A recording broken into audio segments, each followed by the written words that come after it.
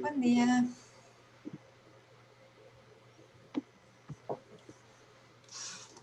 ¿Cómo va? ¿Cómo están? Buen día. Buen día, profe. ¿Cómo andan? ¿Todo bien y vos? Bien. Me alegro. Afortunadamente. Bueno, esperamos un minutito. Arrancamos a las 10. A ver si se suma alguien más.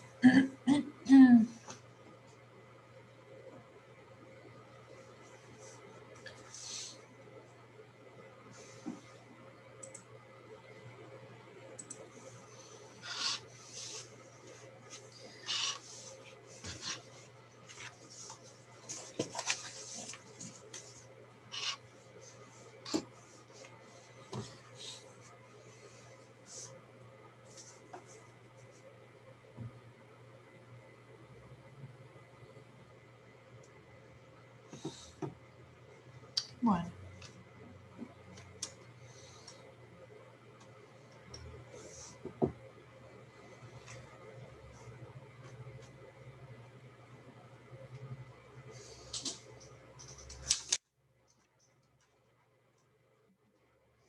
Bueno, a ver, vamos a ir arrancando. Es una comisión chiquita esta, la verdad es que son poquitos en general en el listado, así que es lógico también que seamos poquitos acá. Bueno, ¿cómo va? ¿Cómo van con la materia? ¿Cómo van con las lecturas? Quería saber si,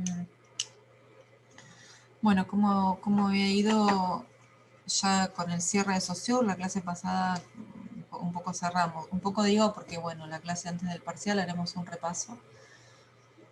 Si es que es necesario, si es que hay consultas, si es que hay dudas. Pero bueno, ya hoy vamos a arrancar con PERS, con el módulo 2, que es el otro tema que va a entrar en el parcial. Así que bueno, sería bueno si hay alguna pregunta concreta sobre Saussure. Si quieren lo pueden comentar ahora. Algo sobre la clase asincrónica que tuvimos, sobre el concepto de valor, si hay algo que no haya quedado del todo claro a partir de la exposición del video, si quieren hacer alguna pregunta.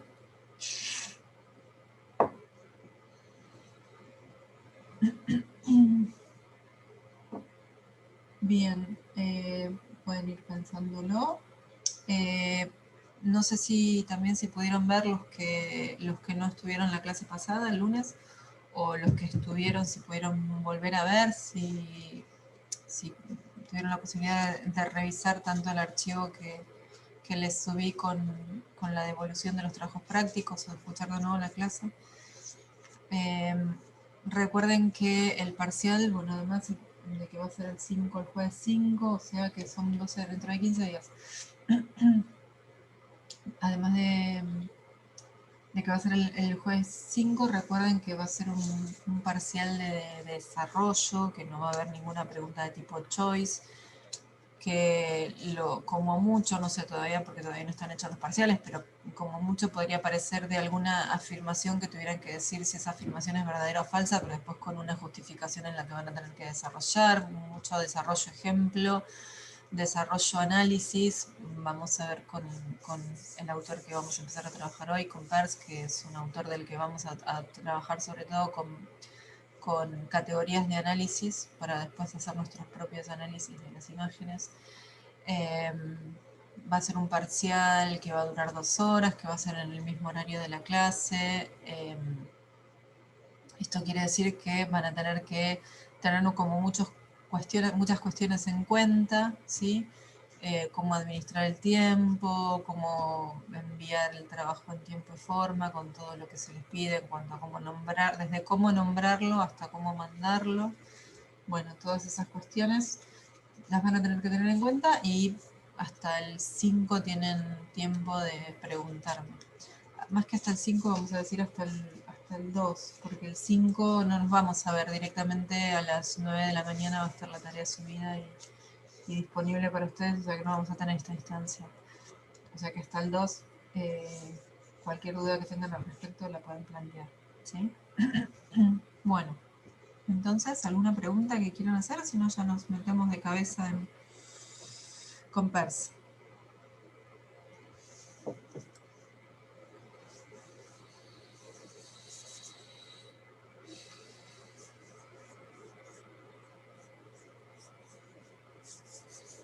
Bueno, nos metemos entonces de cabeza con PERS.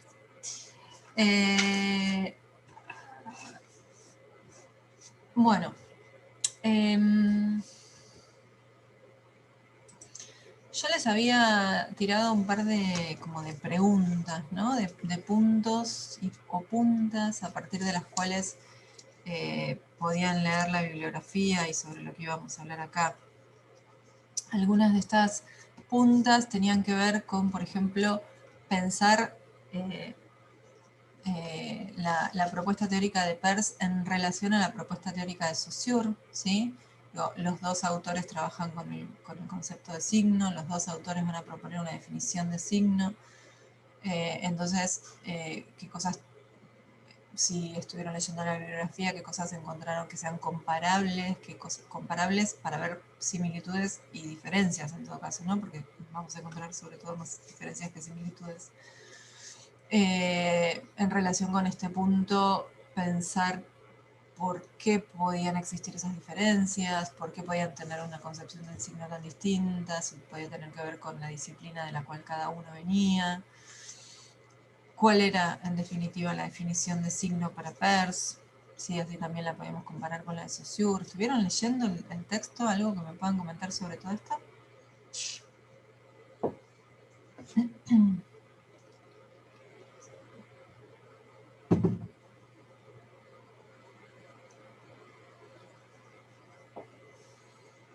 Bueno, me van a dejar sola.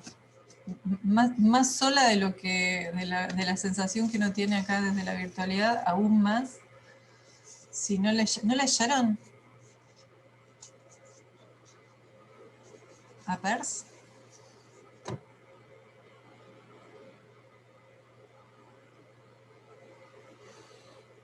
Bueno, tendría que existir así como una especie de, no emoji, un emoji sonoro que fuera un cric cric.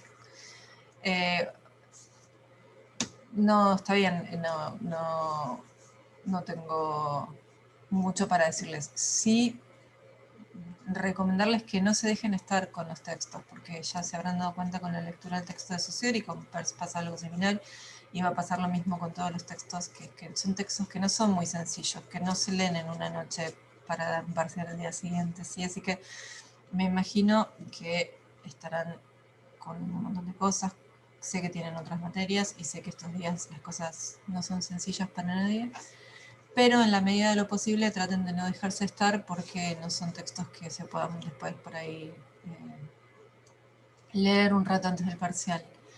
Y sobre todo porque está bueno que si tienen dudas que las podamos charlar. Si leen por ahí antes, con poco tiempo antes del parcial, no nos vamos a tener tiempo para comentar cuestiones que por ahí no son claras. Así que bueno, no voy a hacer nada original en esta recomendación. Traten en la medida de lo posible de tener las lecturas al día.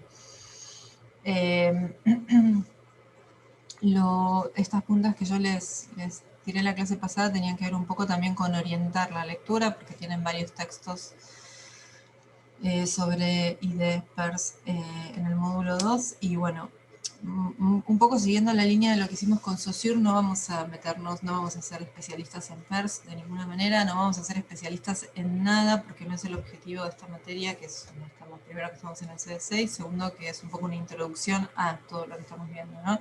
Introducción a Saussure, introducción a PERS, introducción a lo que venga después. La idea es como ir conociendo, ¿no? distintas corrientes teóricas o distintas propuestas teóricas que se han manejado o que manejamos actualmente para el análisis de ciertos fenómenos. No vamos a profundizar en ninguno. Entonces, lo que vamos a hacer en la clase de hoy, y era un poco la idea con estos títulos que les propuse en la clase pasada, era ver cuál es el recorte que vamos a hacer, porque bueno, también el texto de PERS presenta sus dificultades, entonces bueno, vamos a tomar como grandes temas y vamos a trabajar con eso, ¿sí? Y entonces que la clase teórica les sirva no para quedarse solo con lo que digan yo los teóricos, porque se van a perder de un montón de cosas, sino que la clase teórica les sirva como una especie de guía para ver qué tienen que ir a buscar a la bibliografía, qué tienen que ir a buscar al material teórico, ¿sí? Si aparece un párrafo sobre, no sé, los tipos de interpretantes, algo de lo que vamos a hablar dentro de un ratito, o mejor dicho, algo de lo que no vamos a hablar, porque yo no voy a hablar de los distintos tipos de interpretante. Cuando llegan al texto y ustedes ven los dos tipos de interpretantes que propone PERS, lo leen, pero saben que eso no lo voy a estudiar, no lo vamos a estudiar, no lo voy a tomar, porque yo no lo comenté en clase. Lo leen, sí, no van a estar salteando a ver cuándo sigue con el otro tema, ¿no? Lo leen, evidentemente, pero no es eso en lo que se tienen que enfocar. Ahora, qué sé yo, en la definición de signo, que es algo con lo que vamos a trabajar hoy, en eso sí se tienen que enfocar y sobre todo trabajar con la definición de signo que propone él y no con la reformulación, con fines didácticos que pueda dar yo acá, aunque voy a trabajar con una definición que está sacada de la bibliografía, pero lo que quiero decir, intento decir con esto, es que siempre tienen que estudiar de la bibliografía y no de los videos o de otras fuentes que no sean la bibliografía. Bien. Bueno, entonces, PERS. A ver.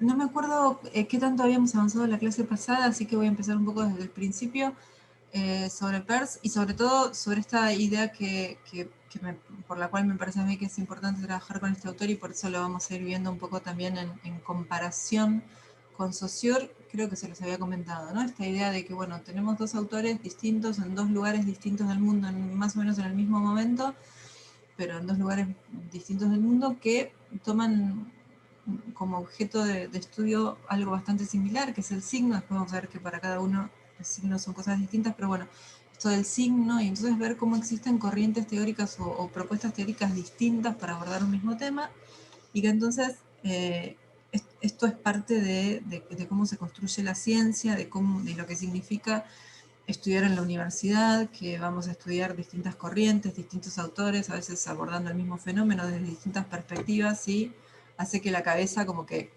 ¿no? Se empiece a, bueno, existen distintas maneras de interpretar el mismo objeto del mundo, de hablar de ese objeto del mundo, esto que hasta hoy se creyó como, bueno, un poco lo que estamos viendo, ¿no? Todos los días hay medio noticias y cosas distintas en relación a la pandemia, bueno, ¿no? Como un día hoy el virus dura, no sé, 48 horas en cierta superficie, al día siguiente no, dura 6 horas, y a la semana siguiente no, dura 45 días. Bueno, esta cosa que entonces que ayer me mintieron, no, bueno, es como se construye el conocimiento científico, y en ciencias sociales ese vaivén por ahí es mucho más fuerte. Pero bueno, para mí es súper importante para la formación de un profesional, para la formación de un investigador. Piensen que en la universidad también forma investigadores. Y bueno, y tener esta amplitud y conocer las distintas, cómo se estudia y los distintos estudios sobre un mismo concepto, por ejemplo, está bueno, porque es lo que nos permite después saber en dónde nos queremos ubicar para hacer nuestro propio recorrido. Bueno, entonces esto independientemente de PERS y de Saussure. PERS y de Saussure son dos que vamos a tomar nosotros ahora, pero me parece que más allá de los nombres y del objeto concreto que están analizando, me parece que como propuesta de ver dos teorías distintas sobre lo mismo, está bueno. Bien, entonces, Peirce, como les decía antes, es coetáneo. Peirce creo que falleció en el 2014 y Saussure en el 2016.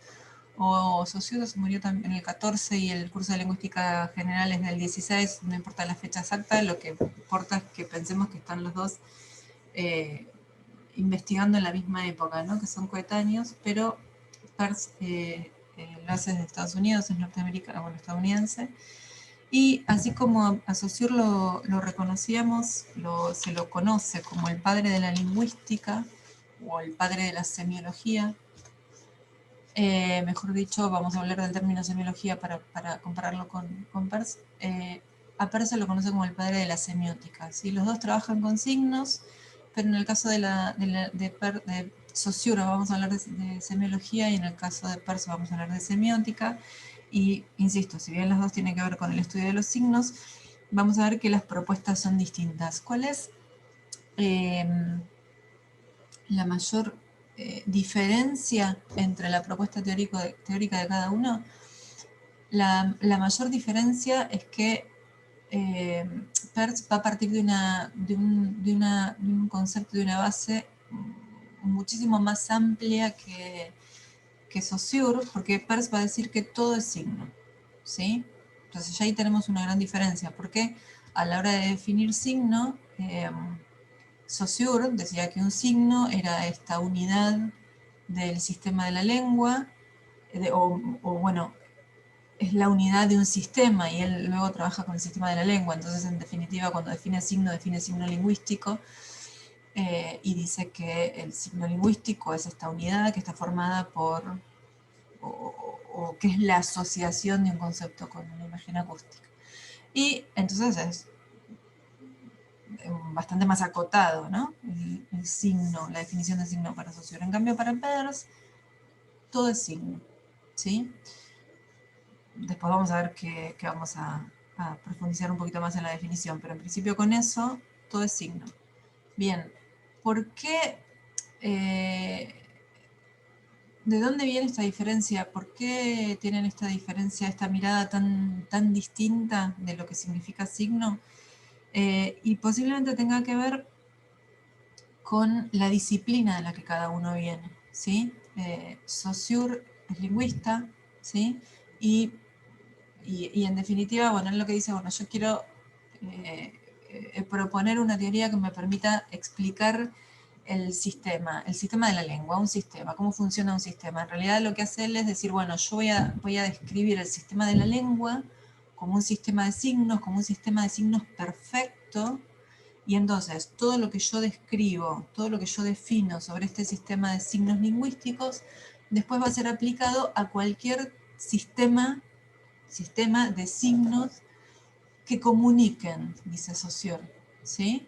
Entonces, él lo que hace es tomar un sistema, el que más le cierra en todos sus aspectos para explicar qué es un sistema y cómo funciona un sistema, ¿sí? Y después, dice él, esta teoría,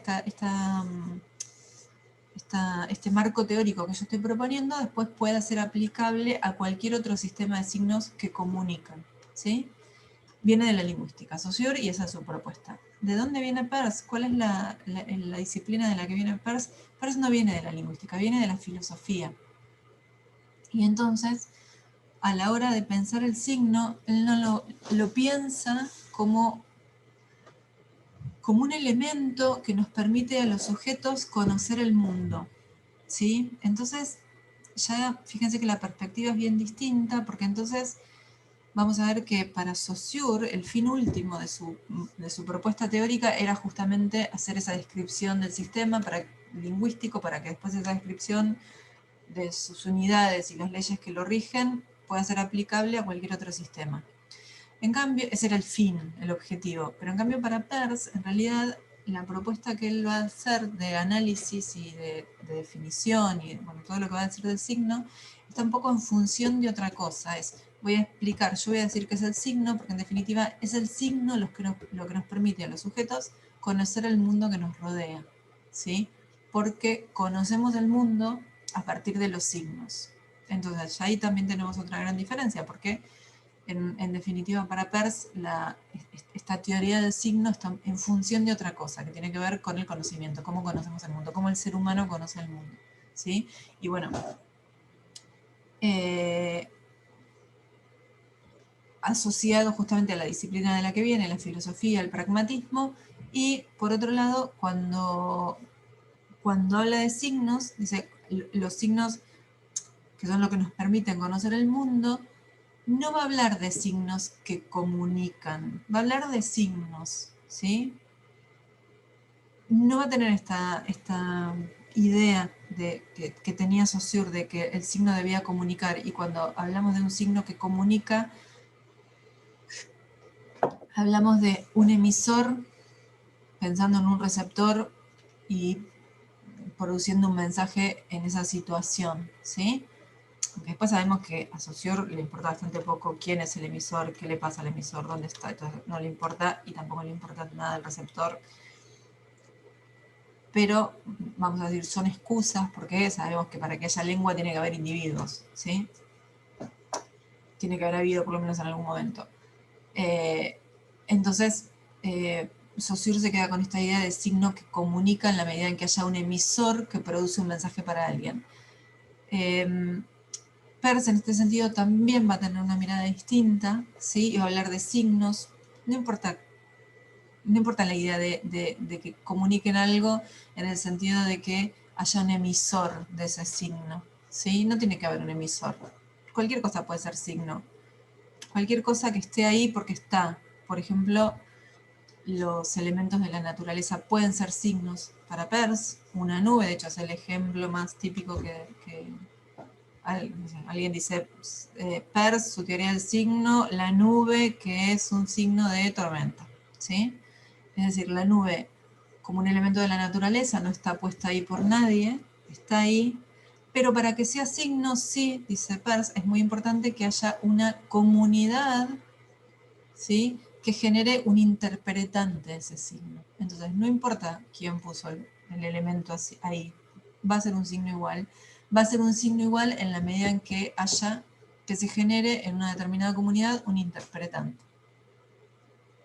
Entonces, claro, si ya hay, digamos, esta diferencia, el hecho de que no tenga que haber un emisor, ¿sí? Piensen que esto amplía muchísimo la posibilidad esta de que cualquier cosa sea signo. Si tiene que haber un emisor, tiene que haber alguien que esté tratando de dejar un mensaje para alguien, bueno, y ahí sí, digamos, eso limita mucho. Para Peirce, cualquier cosa puede ser signo, todo de hecho lo es, en la medida en que haya un interpretante o una comunidad que genere un interpretante, ¿sí? Entonces, justamente como viene de la filosofía y como relaciona el signo con esta posibilidad de conocer el mundo, dice Peirce, conocemos el mundo a partir de la experiencia, ¿sí? De la experiencia del contacto con el mundo. Él va, y nosotros vamos a arrancar con eso, vamos a hablar de cómo categoriza Peirce la experiencia, ¿sí? Cómo categoriza Peirce la experiencia, esta experiencia de cómo conocemos el mundo. Y cuando habla de las categorías de experiencia, va a hablar de 3 categorías de experiencia, como de 3 instancias en la experiencia. Estas 3 instancias que son primeridad, segundidad y terceridad, ¿sí? Primeridad, segundidad y terceridad.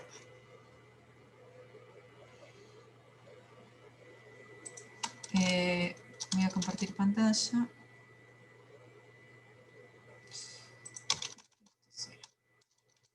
Bueno,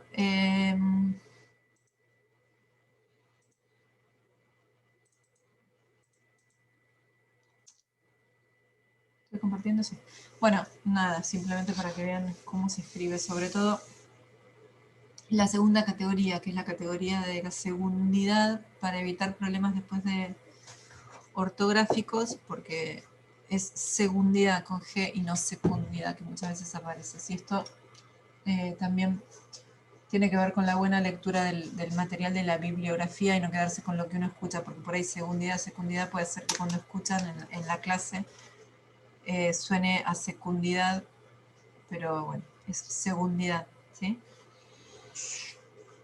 Y estas entonces son las 3 categorías que propone Peirce para explicar la experiencia de cómo conocemos el mundo que nos rodea.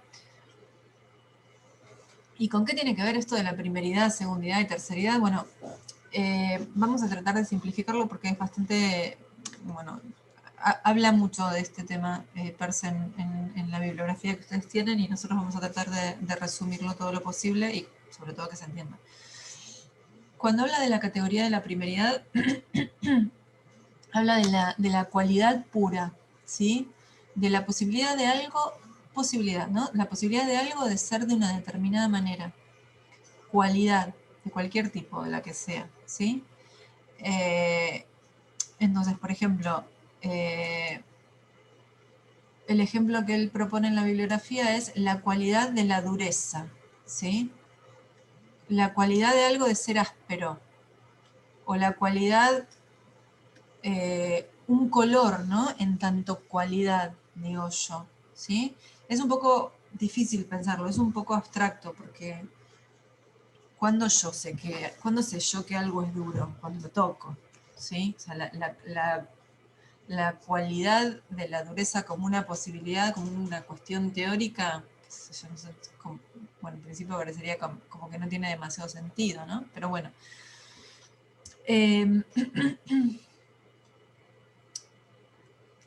Tiene que ver con la primeridad, porque para Peirce es como el primer paso, si es posible separar la experiencia en pasos, sería como el primer paso, la primera instancia, el primer contacto, el primer momento de la experiencia es reconocer la cualidad en abstracto, la cualidad antes de que esa cualidad se manifieste en un objeto, ¿sí? Luego, la segundidad, y acá ya por ahí empezamos a hablar de cosas un poco más concretas, y es la forma entonces en la que esa cualidad se manifiesta, se representa en un objeto, aparece manifestada en un objeto, ¿sí? Entonces, Profe, sí. una pregunta sobre el tema de reconocer la cualidad. Eso, bueno, no estoy seguro, pero por lo menos yo lo relaciono con el tema de que algo se define por oposición. O sea, por ejemplo, yo sé que algo es duro porque no es suave. ¿Podría ser así o no? No. A ver, no, no, porque algo puede ser, algo que no es duro puede ser, de hecho duro y suave ni siquiera son opuestos, ¿no?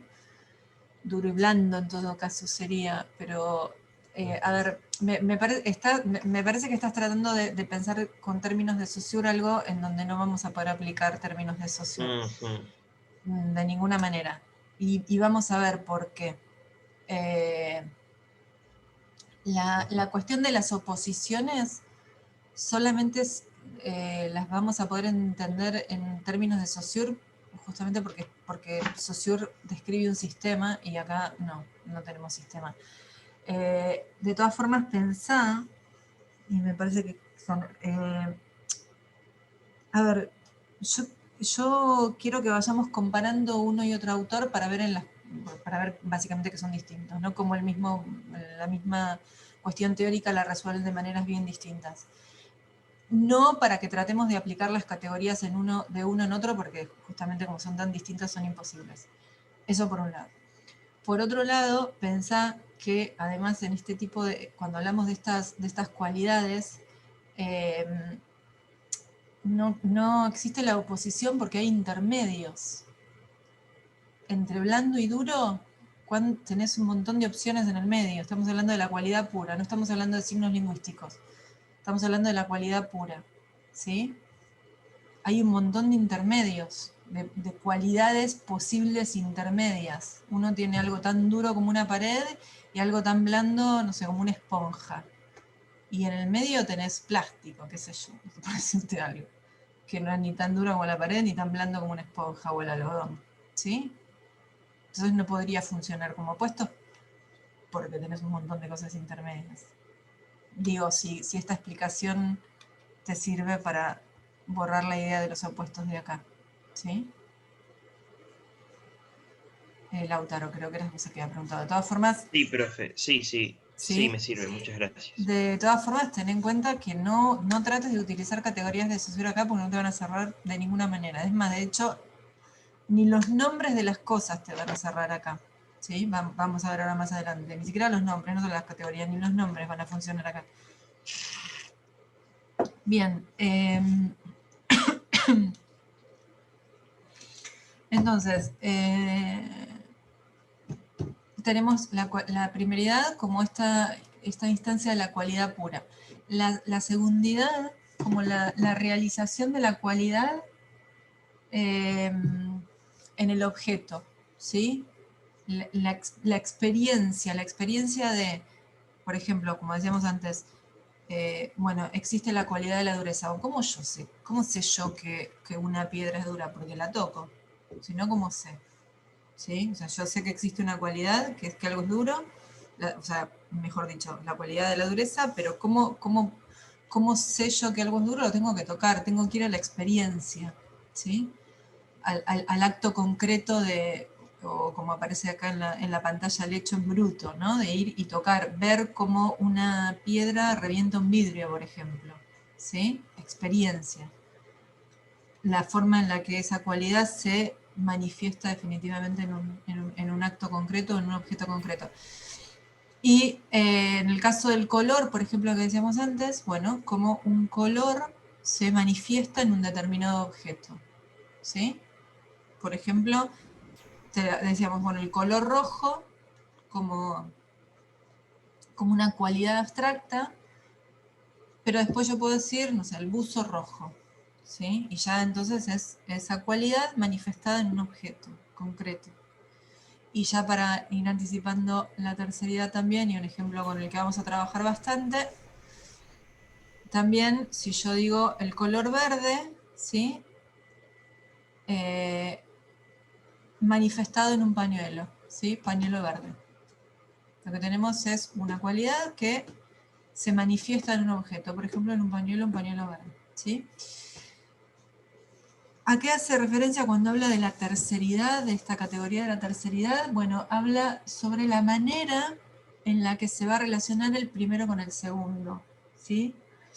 ¿De qué manera voy a relacionar yo esa cualidad y la existencia de esa cualidad en el objeto? Bueno, esa relación que voy a hacer entre el primero y el segundo va a ser una relación que va a estar dada por ley, por convención, por regularidad, por hábito. Si ley en tanto regularidad, ojo, no nos confundamos con ley, con sistema legal o con marco legal, porque no tiene nada que ver. Ley en tanto habitualidad, ¿sí? Ley en tanto regularidad, algo que sucede.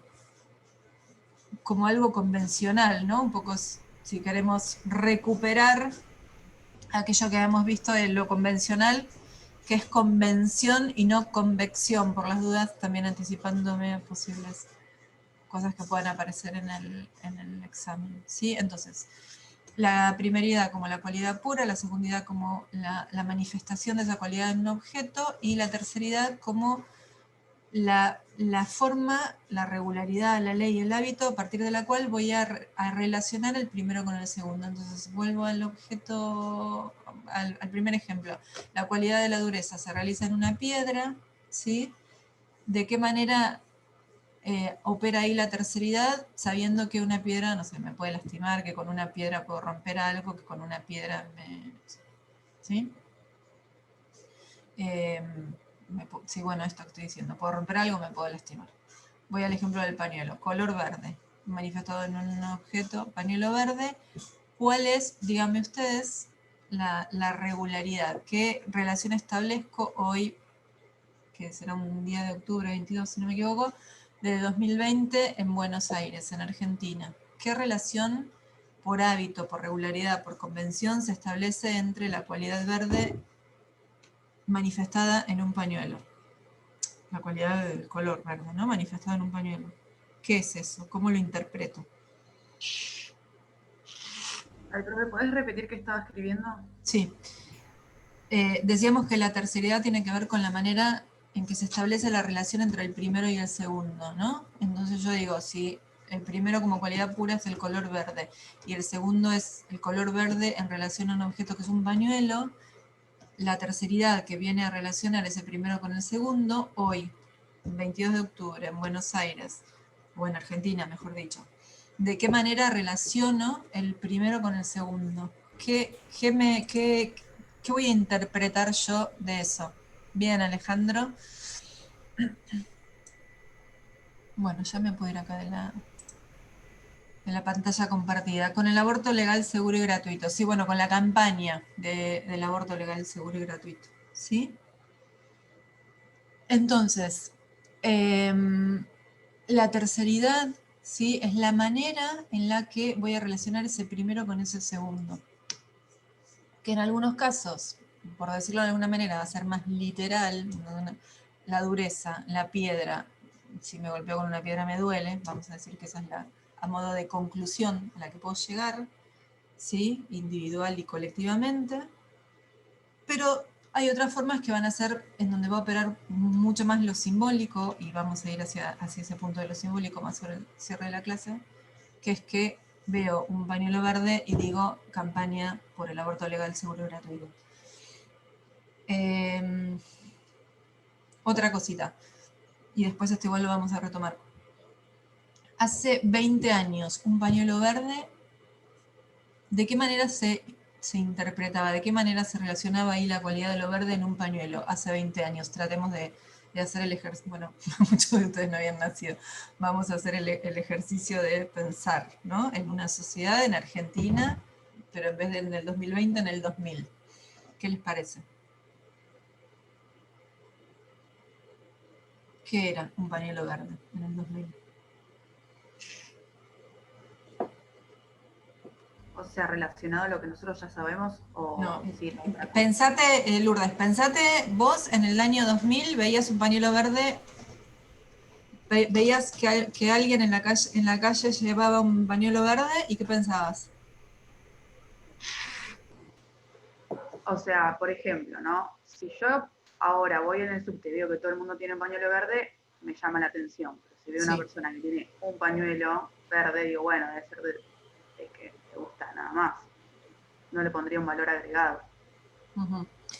Bueno, no sé si, no sé si termino de entender cómo estás planteando la situación. Si vas en un lugar y ves mucha gente con un pañuelo verde, pensás que está queriendo decir algo, pero si ves una sola persona, pensás que no. La pregunta es concreta, ¿no? Y tratando de pensarnos en una situación real. Si hoy vas por la calle y ves a una chica o un chico con un pañuelo verde en la mochila, ¿no lo asociás con la campaña del aborto legal, seguro y gratuito? Sí, ahora sí, pero Ah, bueno, por eso, ¿y hace 20 años? Ah, estás no. diciendo esta situación de mucha gente o una sola Claro, persona hace como 20 que, o años. Ahí va. sea, vas en la calle y, o sea, y podés ver reiteradas veces ese pañuelo y sabés Uh-huh. a qué se relaciona. Yo en los 2000 veía a una persona y como dice Alejandro, puede ser con la ecología o quizás era porque le gustaba el verde, Uh-huh. pero a nosotros no nos resaltaba algo que digamos, ah, bueno, ella está a favor del aborto, De la legalización, ¿sí? de la legalización. Me parece que es re importante, y sobre todo en una materia como esta, que le demos a las palabras y a la manera de nombrar las cosas del mundo la manera que es, porque creo que nadie está a favor del aborto, sino de la legalización. Y eso es fundamental, ¿sí? Fundamental primero porque es así, porque nadie está a favor del aborto, en todo caso estamos a favor de la legalización del aborto. Y de eso se trata, y me parece que si uno entiende la diferencia entre las dos cosas, estar a favor del aborto o estar a favor de la legalización, se despeja un montón de situaciones y contraargumentos, ¿no? Bien, nos desconectamos y nos volvemos a conectar porque ya se va a cortar.